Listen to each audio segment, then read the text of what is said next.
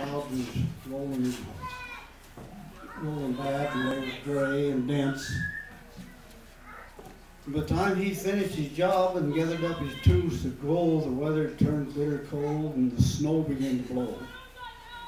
By the time he reached his pickup, he had a heavy heart, because he could tell from the sound of the ignition that it wasn't going to start.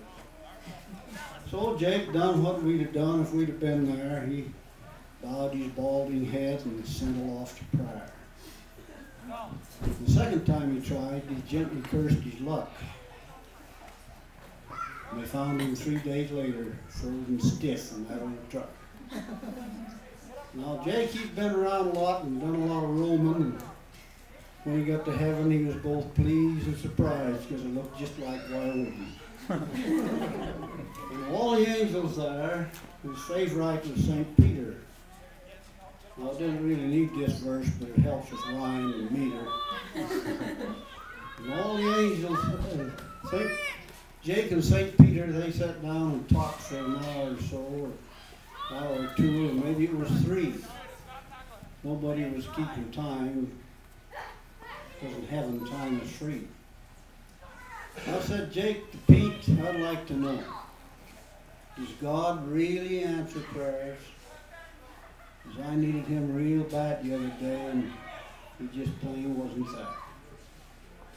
Does he answer the prayers of some and disregard the prayers of others? Well, I don't think that's quite right, because we are all brothers.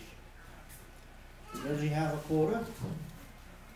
Or does it depend on the time, or the weather, or the season? Well, I'm not trying to be smart, but I'd like to know the reason. Well, St. Peter began to smile, and he got that look of recognition. And he said, so you're the one that had that truck with a bad ignition. Now, you know, Jake, when you sent that prayer flying, we had everybody trying.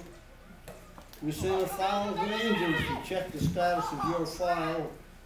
We hadn't heard from you in a long, long while. So God does answer every prayer, and he doesn't have a quota. But he didn't recognize your voice, and he started a truck in North Dakota.